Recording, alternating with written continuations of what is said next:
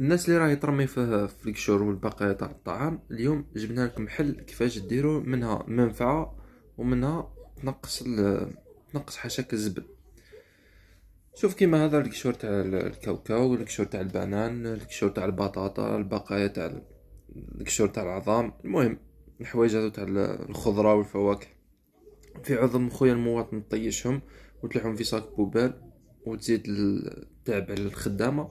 تقدر تلمهم هكا في ساشي وتمشي تحطهم في اي شجره، فرزعهم هكا في شجره. هذا راهو يعتبر سماد طبيعي، يعني الشجره تستفاد وانت تستفاد.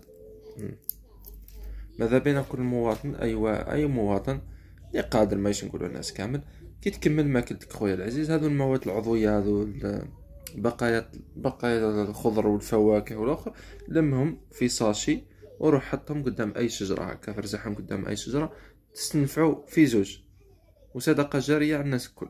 والناس اللي شافت الفيديو هذا بارطاجيوه، صدقه جاريه على الناس الكل.